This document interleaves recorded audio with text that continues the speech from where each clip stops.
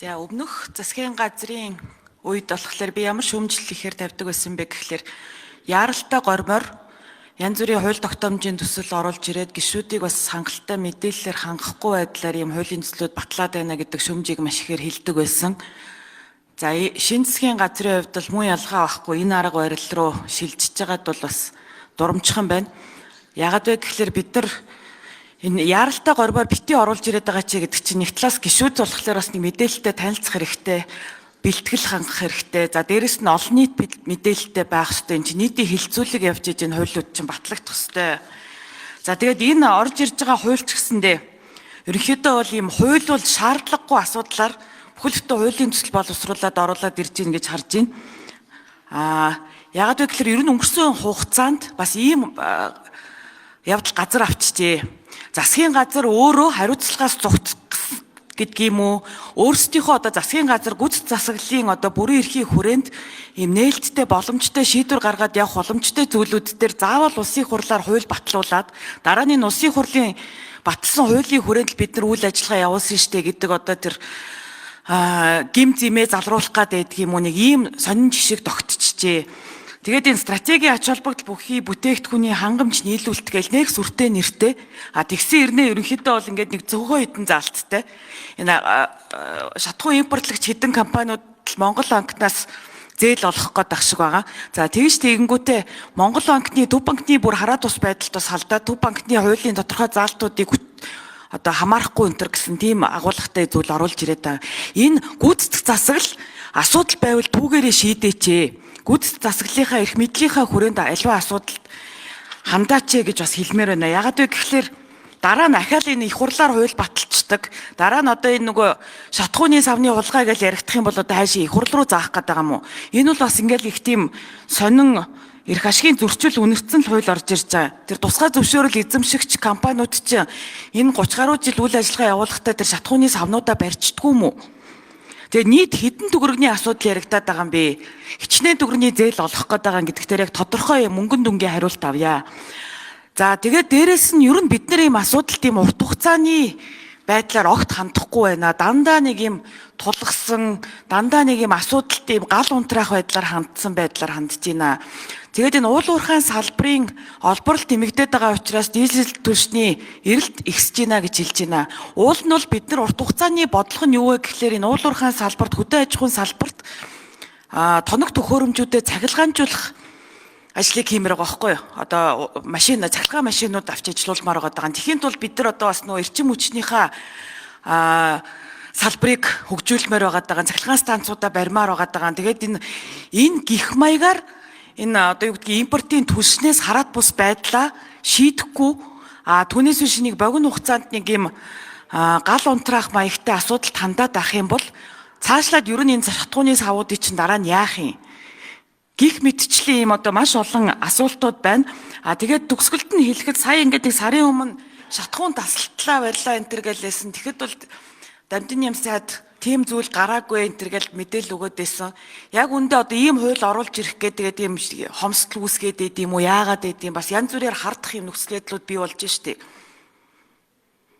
Тэгээд ер нь цаашд одоо энэ шатхууны хомсдол ямар байхын гэдгийг та бас хэлж өгөөч. Тэгээд ер нь шатхууны үнийн хувьд бол ийм асуудал үүсэхгүй байгаа шүү дээ. Дэлхийн зах зээл дээр барил нефт зүйл 60 орчим долларын л үнэтэй байгаа. За хууль хэрэггүй яаралтай горим гэхээр би улсын хурлын дэгийн тухай хуулийн дагуу л оруулж ирж байгаа.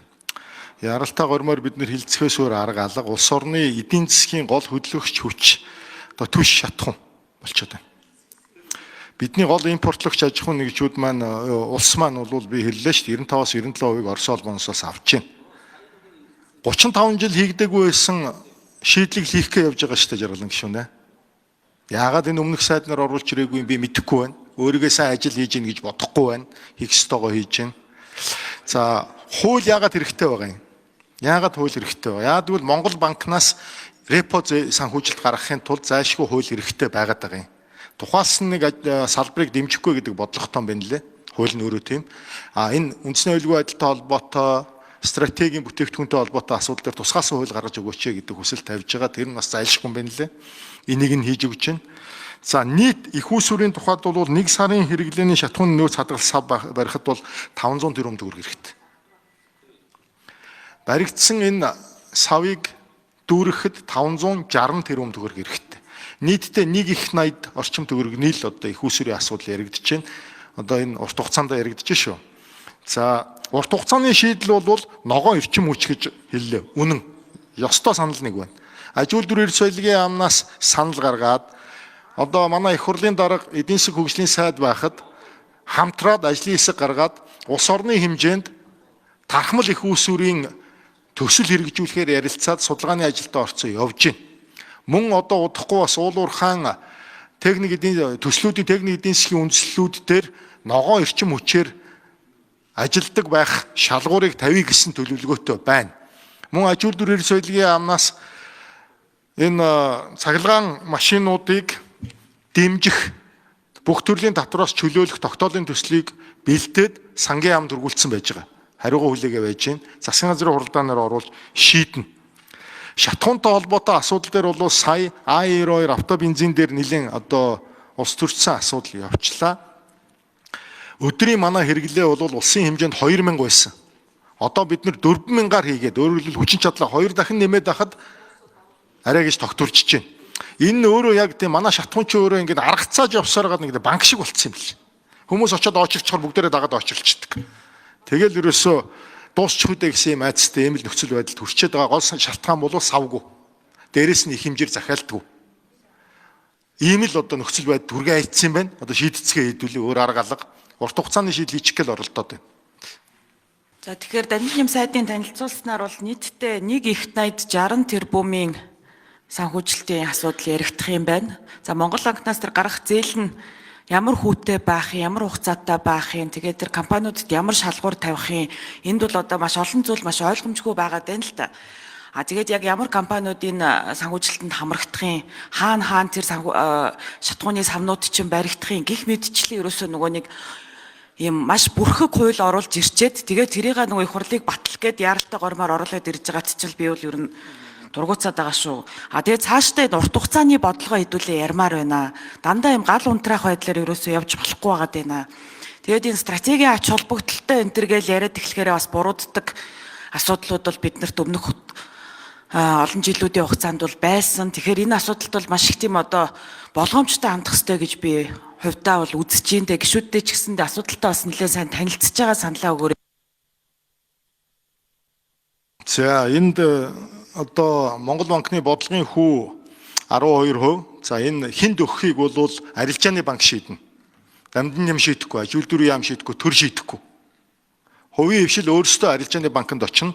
Арилжааны банк Монгол банкнаас тусгаалan энэ шатхуунд зориулж байгаа их усүр энэ стратегийн бүтээгдэхүүн буюу энэ шатхуунтай холбоотой дэд бүтц сав бас эргэлтийн хөрөнгөтэй холбоотой зээлээ аж ахуйн нэгжүүд авна. Үнэгүй мөнгө хинт ч өгөх гээд байгаа асуудал байхгүй.